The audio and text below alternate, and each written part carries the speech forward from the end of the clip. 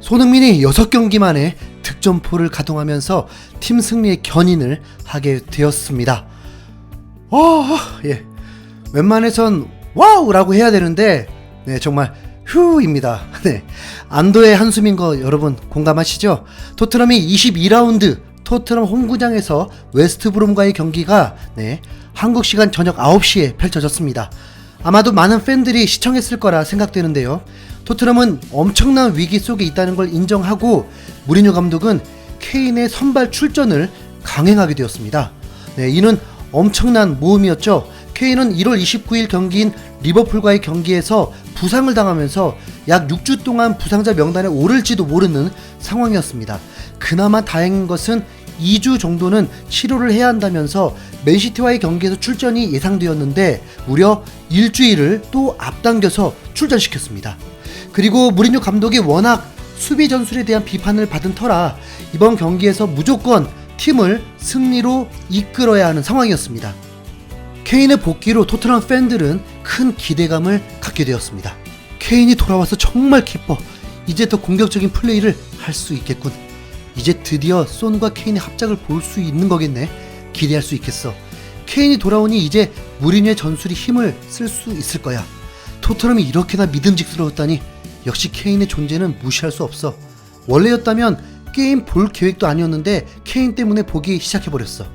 케인이 있으니 이기는 게임만 할 수밖에 없어. 설마 이 상황에서 질 수는 없겠지? 케인 발목에 뽁뽁이라도 감아놨다면 더 좋았을 텐데 제발 무리만 하지 말자. 진심 오늘 경기 때문에 케인이 한 번 더 부상당할까봐 걱정돼. 너무 급하게 돌아온 건 아니겠지? 아무리 그래도 케인까지 돌아왔으니 질 일은 없겠어. 웨스트브롬 상대인데 케인이라는 베스트 카드를 너무 쉽게 소모하는 게 아닐까? 무리뉴 감독은 요리스 골키퍼, 오리에, 알더베이럴트, 산체스, 데이비스, 호이비에르, 은돈벨레, 라멜라, 모우라, 케인 그리고 손흥민을 출전시키면서 공격적인 4-2-3-1 포메이션을 가동했습니다. 눈에 띄는 변화는 역시 라멜라의 출전이었습니다. 라멜라의 출전으로 손흥민에게 어떤 영향이 미칠지 조금 염려가 되었습니다. 개인적으로는 공격진에서 과거의 토트넘 전성기의 선수들이 공격진으로 모이면서 또 다른 기대감이 생겼습니다.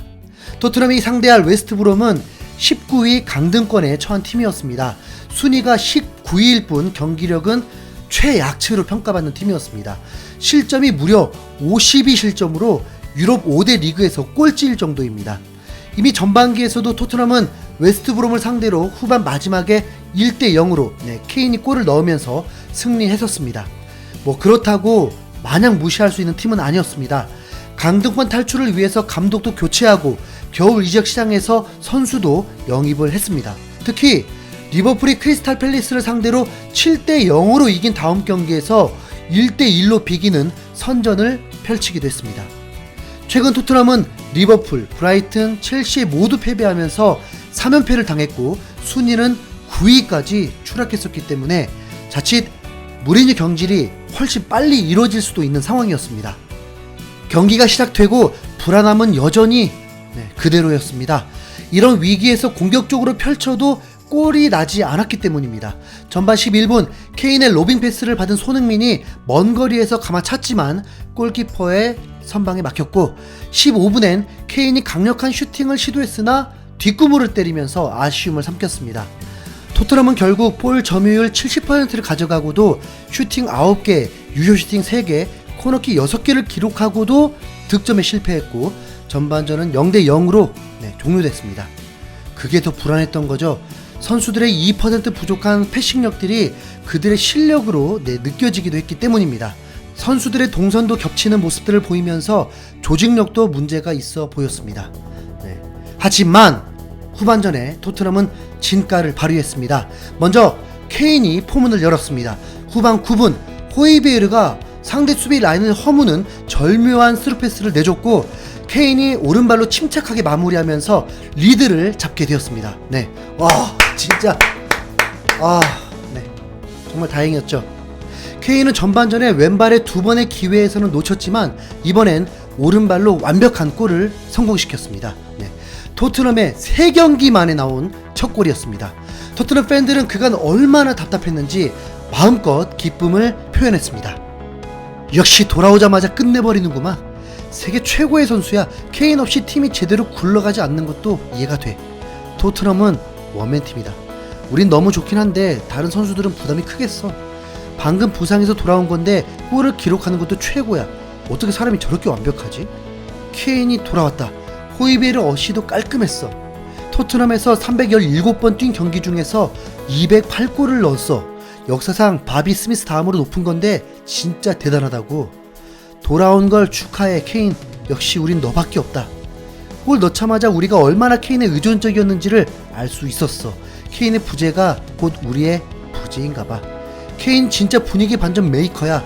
좋은 움직임까지 멋있었어. 우리에게 필요했던 건 결국 해리 케인이라는 사나이였어.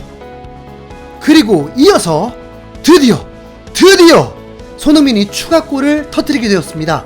케인이 골을 넣은 4분 뒤 모우라가 단독 돌파로 상대 수비진을 헤집었고, 그리고 반대쪽으로 연락에 뛰어들던 손흥민에게 때마침 연결했고, 손흥민이 오른발로 그대로 밀어넣으면서 추가골을 성공시켰습니다. 와, 손흥민은 6경기 만에 골을 터뜨리면서 팬들의 마음을 달래줬습니다.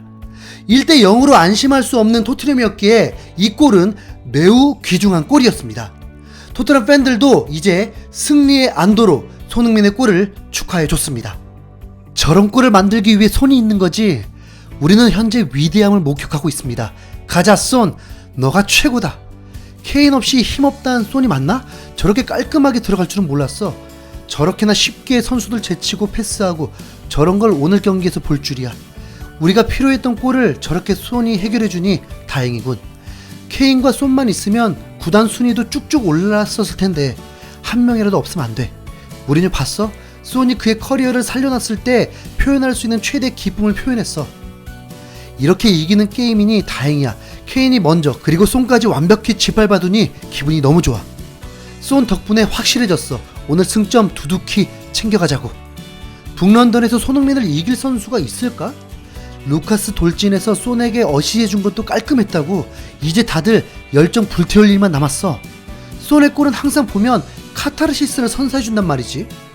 마무리 담당 손, 루카스도 믿고 시원하게 패스해줬어. 이제서야 손흥민 찬양글을 올릴 수 있게 됐군. 손 말고 누가 할 수 있겠어? 진짜 최강이야.